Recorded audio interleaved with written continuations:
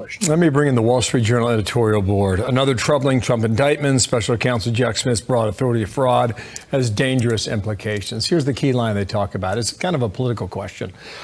You don't have to be a defender of Donald Trump to worry about where this will lead. Call for number 2. Thank you, guys. It makes any future election challenges, however valid, legally vulnerable to a partisan prosecutor. Democrats want Mr. Trump to be the Republican nominee, and Mr. Smith, whether he intends it or not, is making that outcome more likely. Look, I mean, you could go back to the 1990s and make the case that Bill Clinton, he benefited from an aggressive Republican Congress. Yeah. But the thing that strikes me, and Dana and I were just talking before the show began here, our institutions are being challenged in a significant way by just about every angle and every party. And maybe 1973 would be similar to what we're experiencing in 2023. But just your reflection on those challenges that our democratic institutions and how they survive on the other side and what shape they are in. Well, that's an excellent question because, quite frankly, we are in perilous times. I mean, the public has lost its faith in the Department of Justice, has lost its faith in Congress, even the courts. And we were hoping, at least I was, that if there was an indictment coming, it would be based on really unquestioned legal authority and unassailable new evidence. Neither is contained in this second indictment. Now, maybe Smith can get some of these co-conspirators to flip. Maybe they could offer new evidence, but they don't do it here. And the question we come back to is, when is the price too high to bag Donald Trump? You know, when Smith filed the first indictment, many of us said that it was a strong indictment. It's a serious threat to the former president. This is different. And I think that people have to really ask when that price is too high. The free speech defines us as a nation. This is a free speech killing case.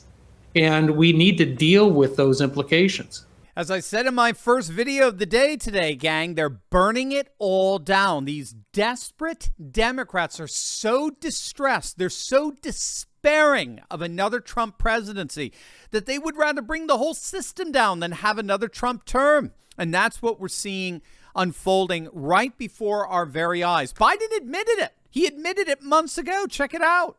To your predecessor, who is about to launch another campaign. So how do you reassure them, if that is the reason for their questioning, that the former president will not return, or that his political movement, which is still very strong, will not once again take power in the United States?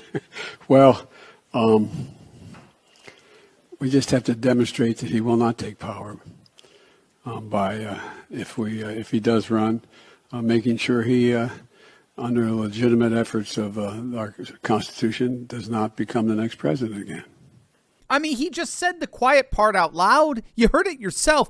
We need to make sure that he, under legitimate efforts of our Constitution, does not become the next president again. I say he said the quiet part out loud. You and I, as far as Biden and the deep state are concerned, you and I no longer choose who the president will be. The president is selected, not elected, by unelected deep state bureaucrats. That's what this whole first indictment was all about. According to the whole first indictment regarding classified material, we now have a government, a secret, unelected, permanent government that has what considers themselves as having the ultimate authority to tell duly elected presidents of the United States what they can and cannot classify. Another way of putting it is the one person who has full and ultimate executive power to declassify anything he wants, namely the president, is being accused of a crime by these deep state hacks. He's being accused of a crime that he legally cannot commit. The ultimate authority in all matters of classification rests with the president, not some unelected permanent Washington bureaucrat. And if unelected bureaucrats think they have authority over what the president can or cannot do, it's just a small step to assume they have the authority to determine who that president will be, which, of course, is exactly what we saw in the election shenanigans revealed by the Twitter files. Thank you, Elon Musk. The Federalist just published a great piece by John Daniel Davidson entitled, DOJ Indictment of Trump is a Declaration of War Against American Voters. And he makes an excellent point in this piece.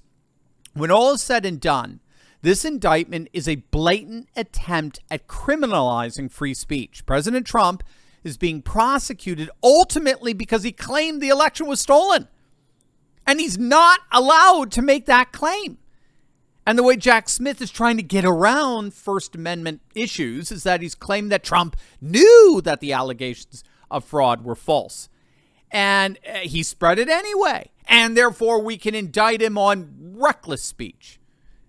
Now, anyone knows Trump is absolutely convinced the election was stolen. He may be totally wrong, right, for argument's sake.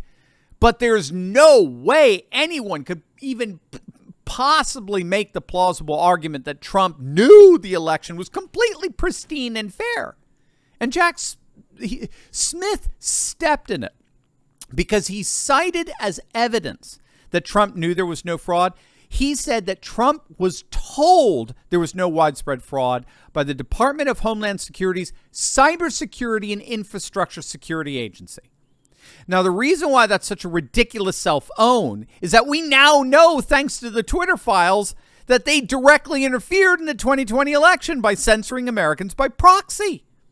I mean, you can't make this stuff up. This nut of a prosecutor cited as his evidence that Trump knew there were no shenanigans, a department that the Twitter files revealed to be engaged in the very shenanigans Trump talked about. But it gets worse because, as I understand it, even if Trump knowingly lied, that's still protected speech. He can't be prosecuted for saying things he knows are not true. Think of how many politicians would be prosecuted if that were the case. I mean, for heaven's sake, why is Adam Schiff running around scot-free? But this article makes an even finer point, and a very powerful and poignant one. But first, gang, let's show our support for one of America's greatest patriots, and that's the one and only Mike Lindell. You have got to click on that link below and get yourself Mike Lindell's brand new pillows. He's done the impossible, gang. Mike has taken what was already one of the most comfortable pillows on the market and made it even better. That's right, My Pillow 2.0 is here. With Mike's new cooling fabric technology combined with his original My Pillow fill, I mean, this is truly the most comfortable pillow out there. It's always cool to the touch and provides some of the best neck support I've ever experienced in a pillow, leading to some incredible sleep. For a limited time, Mike is providing over $150 off his new My Pillow if you use code Turley. That's right, mypillow.com/Turley will get you massive savings on a set of 4 My Pillow 2.0s. Mike's a true patriot. He's a friend of the show and a bona fide American entrepreneur. It's really a great product, so don't wait. Mike told me these new pillows are selling like hotcakes, and this offer will not last forever. Click on that link in my description below and use code Turley to get your My Pillow 2.0 today. Here's what John Daniel Davidson is really worried about. Quote, this indictment sets a terrifying precedent that puts all Americans at risk. If the prosecution of Trump succeeds, it means the First Amendment is a dead letter in America. It means you're not allowed to have opinions that contradict the Justice Department's official narrative. And if you do, you better not have the temerity to run for high office. Seen in that light, this latest indictment of Trump, who has now been charged with more than 75 crimes, many of them by the Biden DOJ, is an exercise in raw power. It's not that Democrats are playing some kind of 4D chess in hopes of ginning up support for Trump among the base to ensure he's the nominee because they think they can beat him in the general election. No, they just want to put him in prison.